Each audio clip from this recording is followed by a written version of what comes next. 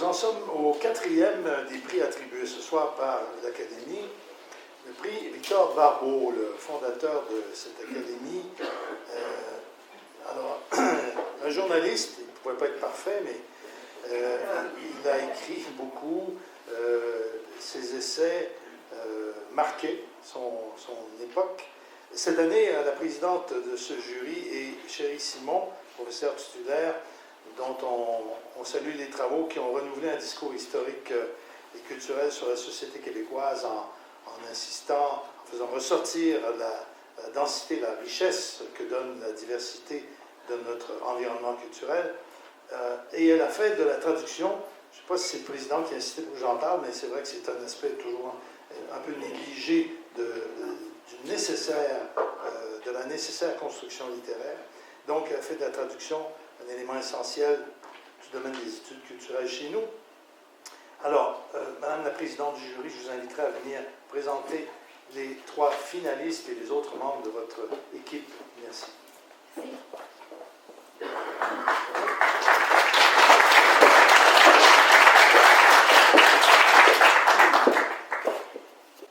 Le jury du prix Victor Barbeau de cette année était constitué de Bernard Andrèze, historien de la littérature québécoise et essayiste, qui va bientôt apparaître à l'écran, de Joël Desrosiers, poète et essayiste, et de moi-même, Chérie Simon. Bernard est en France, mais sera là. Donc. Nous avons reçu 63 titres cette année, publiés chez presque 30 maisons d'édition. Alors, c'est la même rengaine. On voit qu'il y a une vitalité des maisons d'édition qui est vraiment très, très encourageante. Cette année, plus que jamais, témoignant de la force de la parole au Québec, de la diversité des voix, des causes qui enflamment les passions, des enquêtes et des réflexions qui, plus tranquilles, mobilisent des années de recueillement patient. Nos discussions ont été fort stimulantes et nous avions l'embarras du choix. Une abondance de textes qui nous ont donné espoir pour la vitalité des idées et de la pensée critique. Nous avons en fait triché en proposant 4 finalistes. La règle de l'Académie imposant une limite de 3, mais nous voulions souligner l'apparition de 4 titres exceptionnels, une fois n'est pas coutume. Nos critères, nous étions à la recherche d'essais importants pour le moment présent, de livres phares qui pourraient illuminer quelque peu, ou du moins atténuer les noirceurs du paysage politique contemporain. Et de livres comme il se doit pour ce prix de l'Académie des Lettres, portés par une écriture incisive et sensible.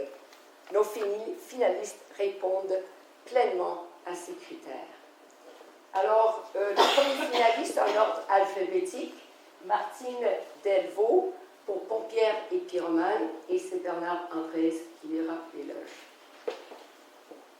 Bonjour, nos amis de l'Académie, au public. Je ne peux pas être parmi vous ce soir, mais je suis là, pré-enregistré grâce à Enzo. Alors voici mon éloge à Martine Delvaux pour son livre « Pompières et pyromanes » paru chez Héliotrope en 2021. Métaphore filée sur le feu, l'incendie et les multiples déclinaisons de la combustion des matériaux, comme sur l'embrasement des biens et des êtres, cet essai épistolaire n'est pas qu'un simple exercice, un défi littéraire à la façon de Georges Perec. Non, il ne s'agit pas de puiser dans et d'épuiser les représentations et les symboliques du feu et de la consomption, mais de parler à travers elles de la crise climatique menaçant la planète et de l'héritage qu'une mère peut laisser à sa fille en matière d'écoféminisme. Avec Pompières et pyromanes, Martine Delvaux poursuit son livre « Le monde est à toi », un échange entamé en 2017 avec sa fille qui, dit-elle, s'interroge à 18 ans sur la crise climatique. À la fois intime et ouverte au monde, cette relation filiale est un appel intergénérationnel à la militance. Je cite. « Ce que je sais, c'est que je veux marcher à tes côtés, avec toi, et parmi les tiens, les tiennes, point levé, hurlant à tue-tête avec vous pour qu'on finisse par nous entendre. Fin de citation. Greta Thunberg n'est pas loin, qui alerte « Notre maison brûle ». Ainsi brûlent aussi les flammes du soldat inconnu à travers le monde. Citation, moi, je cherche une flamme éternelle qui brûle au nom des femmes. Fin de citation. Auschwitz, Hiroshima, Nagasaki, Biélorussie, Beyrouth, comme les derniers incendies qui ravagent la planète, attisent la plume de Martine Delvaux.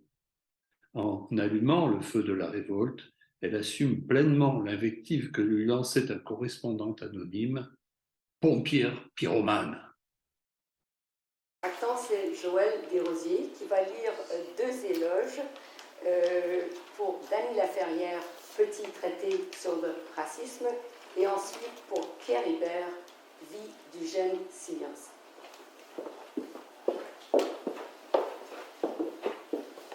Merci, chérie. Dany Laferrière attaqua le racisme dès son premier livre en 1986 sous le déguisement de la dissipation morale et du désir. L'esprit méthodique et réfléchi, calme et doux, 35 ans plus tard, il persiste et signe un petit livre qu'il qualifie de bouquin triste. De cette tristesse que Nicolas Malebranche, le philosophe, décrivait comme le sentiment le plus agréable des hommes. L'écrivain juge le monde de sa fenêtre, sans les à-coups de formules, ni l'ironie fiévreuse qu'on lui connaît. Le sujet, dans le double sens du terme, est bien trop grave. Et l'écrivain, avec le passage du temps, est devenu plus réfractaire à l'injustice et la cruauté.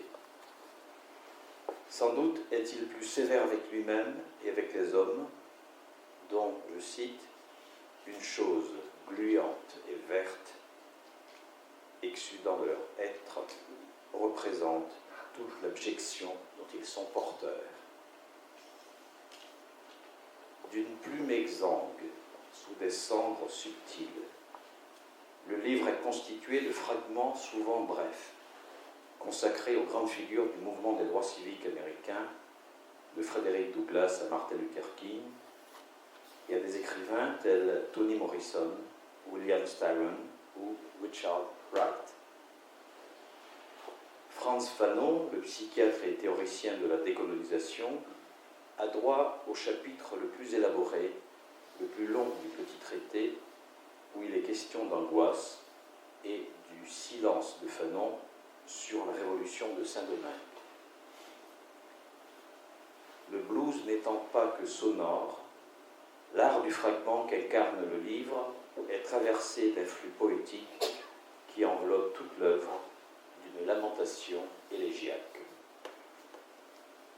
Bravo à Dany Laferrière pour son livre. Je vous lirai maintenant l'éloge de Pierre Hébert, qui est absent aujourd'hui, mais qui sera présent avec nous par visioconférence.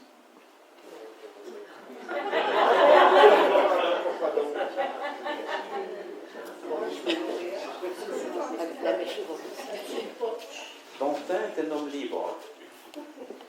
Je commande donc son livre « Vie de Jeune Cire », Louis Dantin, une biochronique littéraire.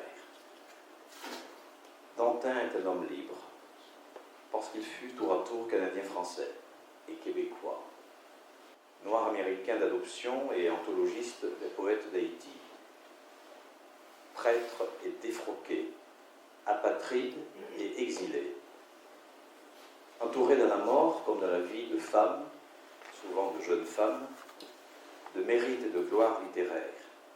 Longtemps, Dantin se contenta du minuscule tombeau que peu osèrent fleurir. Parcouru du gonflement idéal de l'acclamation, le livre de Pierre Hébert explore avec force la vie d'un homme pour en tirer de ses interrogations et de ses troubles une archive d'intelligence rayonnante à la hauteur de la vie de Louis Dantin. Le mouvement qu'il tâtonne, prépare, anime l'œuvre du critique intellectuel épouse la conviction, posée comme une charge vertigineuse essentielle, d'une égalité radicale de toute vie entre les hommes dans un monde où toutes les vies ne comptent pas. Car si l'on entremêle la prédestination de l'élève prodige, voué à une carrière juridique, au renoncement de sa vocation sacerdotale, la découverte de la poésie de Nelligan aux polémiques littéraires, la fondation de la critique moderne à l'intuition prodigieuse que la francophonie transatlantique s'étend non seulement dans le sens Europe-Amérique, mais aussi et surtout dans sa dimension nord-sud, suspendue au Québec, allant jusqu'à la Caraïbe, voire au-delà. Eh bien, l'on sort de la lecture de ce fort documenté ouvrage enrichi, muni d'une sorte de valeur universelle que portait en lui Dantin. Aussi, cet éparpillement du destin, de Montréal à Bruxelles, de Rome à Paris, puis à Boston, où il finit sa vie, est-il un signe précurseur du décentrement contemporain, du trou dans l'origine, que creuse Louis Dantin inlassablement, rendant cette béance propice à la création. Ce lieu, hors de tout lieu, marqué par l'empreinte de toutes les figures humaines, frôlé autant que par la sienne propre, constitue sans doute la véritable matrice de son œuvre littéraire.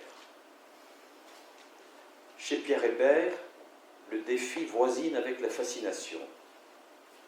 Il distingue dans l'œuvre de Dantin la part admirable, sans renier les aspects caducs ou détestables. Et quand bien même l'homme de lettres fut parfois désemparé, Hébert nous le rend mûri de cette grande santé impassible qui nous permet de pavoiser. Merci Bernard et Joël. Et une dernière éloge, celle de Marie-Hélène Voyer pour l'habitude des ruines. Contre l'ardeur démolisseuse, contre la toute-puissance des promoteurs, mais surtout contre notre mauvaise habitude d'habiller le paysage d'images empruntées, Marie-Hélène Voyer poursuit la défense de lieux humbles, ceux de nos espoirs et de nos solidarités. Dans une série de réflexions inspirées autant de souvenirs d'enfance que de faits divers, de références littéraires et de photographies, l'auteur porte un regard sévère sur certains aspects de notre environnement bâti. S'arrêtant devant des lieux de nature diverses, les boulevards tristes, les néo-manoirs prétentieux ou les rues embaumées de la ville de Québec, l'auteur appelle à la résistance devant la confiscation de l'espace commun. Cette critique nécessaire, formulée dans un langage riche de précision et de puissance évocateur, s'accompagne de rêveries sur le véritable sens de l'habiter, emmenant l'auteur sur d'autres pistes encore, depuis les ruines de la ville de Rimouski brûlée jusqu'au village fantôme du Québec, fermé par diktat de la bureaucratie, et aux rivières souterraines captives de nos villes asphaltées. La remarquable sensualité du langage, le regard plein d'affectivité, font de cet essai un réquisitoire empreint de tendresse. À partir de son grand respect pour l'espace habité, l'auteur nourrit l'espoir pour la beauté de l'avenir. Et le lauréat de cette année, Pierre Hébert.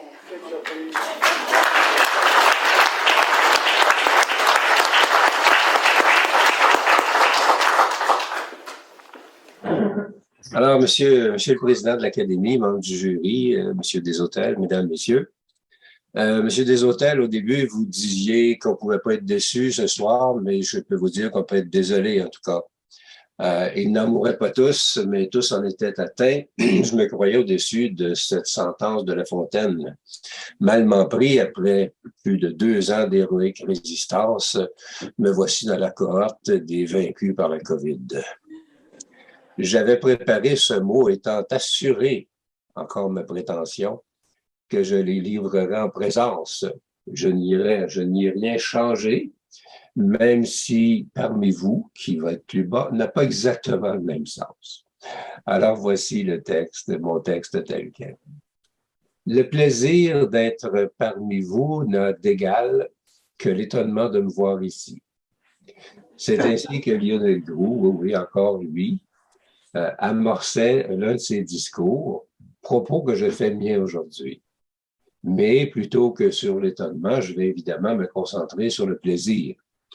En fait, je devrais dire la joie, un mot que j'affectionne tout particulièrement. À l'origine de tout, la joie, comme universitaire, d'avoir eu le loisir de croiser des êtres réels, bien sûr, mais aussi des êtres de papier remarquables, dont Louis Dantin, bien évidemment. Ça graffigne un peu dans la gorge, vous comprenez. La joie d'avoir tenté de déchiffrer cet être complexe grâce à son abondante correspondance, à ses œuvres littéraires et critiques, de même qu'aux œuvres de celles et ceux qui se sont penchés sur lui avant moi. De même aussi qu'aux Pulls qui se sont auprès de l'Université Laval, qui se sont risqués non seulement dans cette biographie, mais aussi dans l'édition en quelques volumes de la correspondance de Louis Dantin. La joie aussi, et j'insiste sur ce point, la joie de l'écriture. L'écriture est un des lieux où je me sens libre, hors du temps et de l'espace. La joie d'avoir partagé ce concours avec des autrices et des auteurs que j'estime hautement et d'avoir été élu avec autant d'attention, de sensibilité, peut-être de générosité, par les membres du jury. Comme je l'ai écrit dans cet essai biographique, j'ai souhaité faire connaître Eugène Sirge, Louis Dantin, au plus près de lui-même. Si telle est la signification de ce prix, alors je le reçois avec une vive reconnaissance. On m'a demandé de lire un court extrait de l'ouvrage. 2 critères ont présidé à mon choix. Le premier m'est donné par Victor Barbeau lui-même. S'affichant contre le contrôle du littéraire, Barbeau écrit dans la presse en 1919 « Nos douaniers de la pensée et de l'écriture prétendent emprisonner tous ceux qui, des lettres et des arts, veulent faire leur vie. Nous avions l'embargo sur la pensée, nous aurons l'embargo sur l'écriture. » Or, Louis Dantin a lutté toute sa vie contre ces douaniers, ces censeurs, qui ont contrôlé la majorité de ses ouvrages. Et ces récentes années, on croirait que ces censeurs ressuscitent. J'ai un peu peur de l'Halloween qui s'en vient, je vous avoue. Le second critère de mon choix, c'est de donner la parole avant tout à Louis Dantin. L'extrait que je vais lire est donc, après une courte mise en contexte tirée de la biographie, une lettre de Louis Dantin au poète, au jeune poète Alfred Desrochers. Louis Dantin propose d'offrir à son ami Alfred Desrochers un exemplaire des Confessions de Jean-Jacques Rousseau. Desrochers lui répond, le 26 décembre 1929, « Les Confessions de Jean-Jacques, je ne les ai pas, et j'ai l'esprit trop étroit pour les avoir.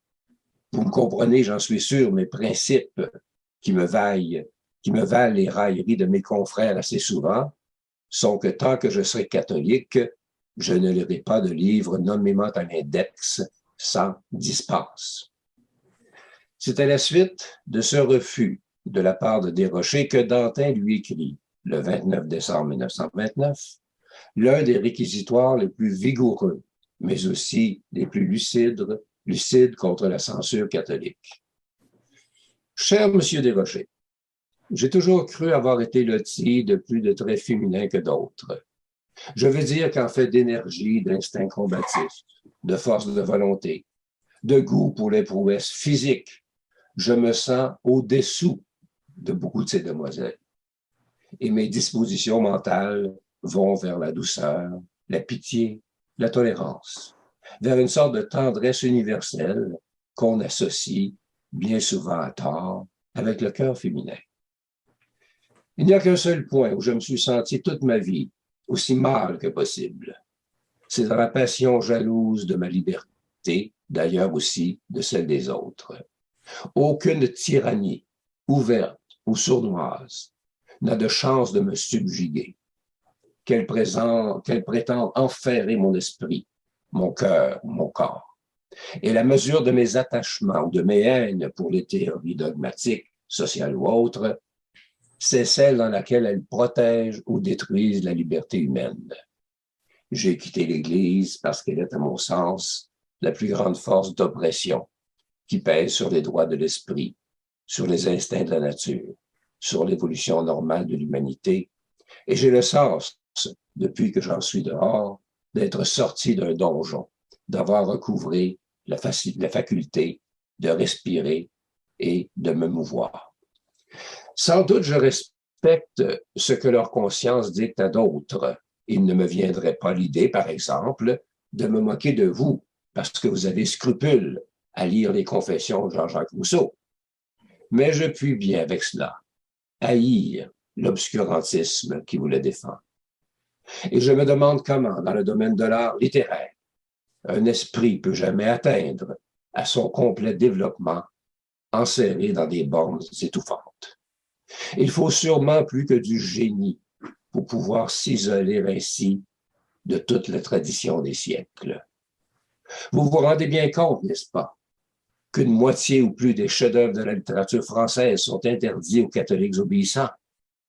Vous ne pouvez lire ni les essais de Montaigne, ni l'Esprit des lois, ni les lettres persanes de Montesquieu, ni rien de Rousseau, de Voltaire, de Diderot, de d'Alembert.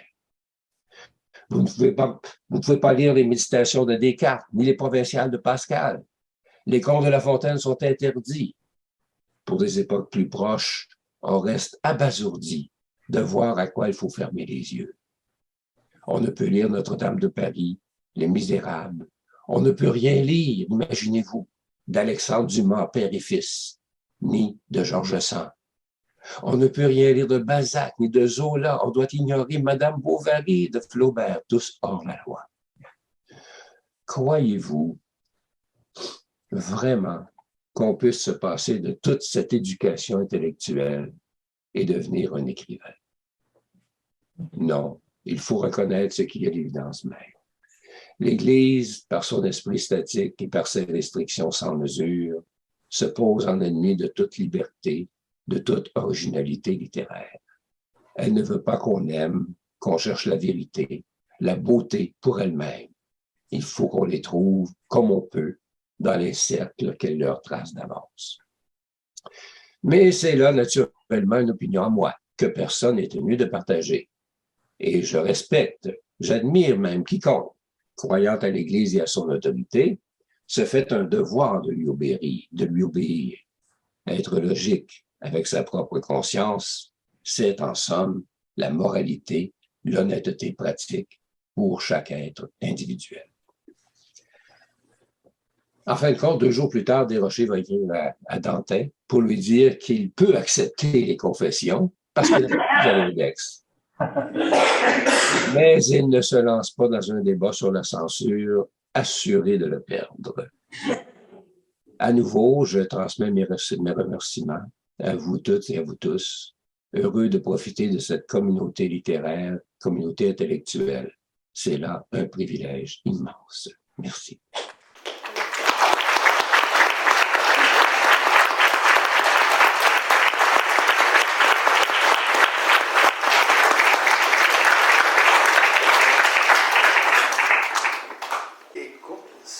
Ça met un terme à l'attribution des prix de l'Académie de ce soir. Je suis content qu'on ait terminé avec les essais. Par mon métier, je dirais à la limite, je suis un peu privé de temps de lecture pour d'autres formes littéraires et les essais occupent beaucoup de mon temps, mais c'est pas du temps perdu, c'est jamais perdu. Joël Desrosiers parlait de la beauté de la lumière qui peut sortir à la lecture de certains ouvrages et de réalités qui sont là derrière, mais que ces auteurs ont la bonne manière pour nous les faire apprécier. Moi, j'apprécie en tout cas la quantité et la qualité des essais qui, me semble, je n'ai pas les chiffres, mais il me semble qu'il y a une augmentation du nombre d'ouvrages qui sont publiés par de très nombreuses maisons d'édition, des maisons savantes, des universités, d'autres petits éditeurs qui se lancent. C'est certainement pas en se disant qu'ils vont faire des fortunes avec ça. Encore que dans certains cas, ils peuvent être surpris des résultats. Mais et ça montre à quel point il y a une vitalité dans cette diversité qu'on évoquait en début de soirée pour la production littéraire d'ici. Au nom des lauréats, des gagnantes, des gagnants, au nom du jury, de l'Académie et de son président, je vous remercie de votre attention. Vous avez été remarquables encore une fois ce soir. Et je vous invite avec tout ce beau monde à venir célébrer leur succès et leur travail. Surtout, nous en sommes tous les bénéficiaires en prenant un verre de l'amitié là-haut. Merci et bonne soirée.